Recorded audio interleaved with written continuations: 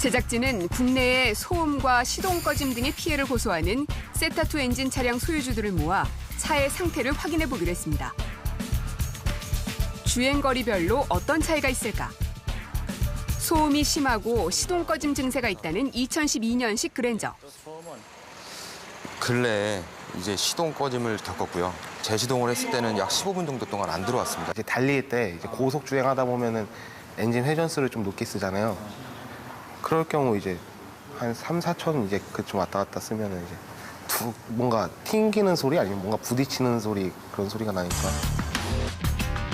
이상 증세의 원인을 파악하기 위해 자동차 전용 내시경으로 엔진 내부를 살펴봤습니다.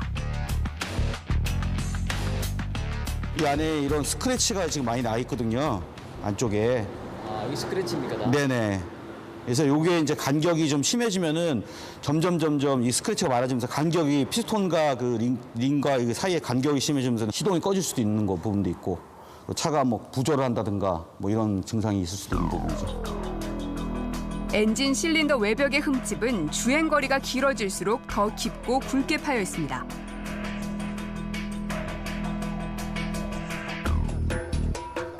주행거리 30만 킬로미터의 수입 차량.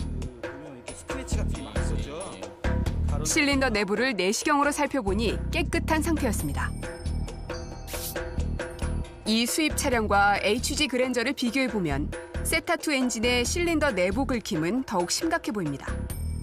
스크래치 정도가 일부 차량에서 불량으로 발생한 것이 아니고 8만, 10만, 18만 진행할수록 점차 동일한 증상이 심각해지는 것으로 봐서는 이 엔진의 어떤 치명적인 결함이라고 보여지고 이런 스크래치로 인한 시동 불량 그리고 이제 소음 진동이 심해지면서 시동 꺼짐 현상, 극단적으로는 엔진이 터지면서 화재의 발생 위험까지 상당히 큰 위험성이 존재한다고 볼 수 있습니다.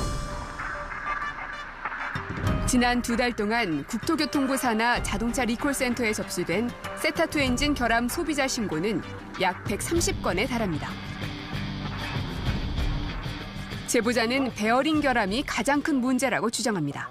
그 문제는 제일 큰 문제는 베어링 강성입니다. 콘로드 베어링 강성. GDI 엔진에서 출력을 감당하기에는 좀 약하니까 그 부분에서 제대로 윤활 역할도 못하고. 베어링은 커넥팅 로드 하단 부분에 부착된 부품으로 하중과 충격을 흡수하는 역할을 합니다. 그런데 세타2 엔진의 경우 베어링의 설계가 잘못됐다는 겁니다. 엔진 움직임에서 생기는 충격을 베어링이 제대로 흡수하지 못하는 상황. 주행거리가 길어질수록 베어링 자체에 흠집이 생기고 크랭크 축의 움직임에도 무리가 갈 수 있다는 설명입니다. 결국은 이 부분이 베어링이 들어가서 원활하게 작동을 해야 얘가 부드럽게 오르락내리락 하는데 이 부분이 갑자기 뻑뻑해진다거나 오일이 공급이 원활하지 않으면 기계적인 마찰을 할 수밖에 없습니다. 쇳길이.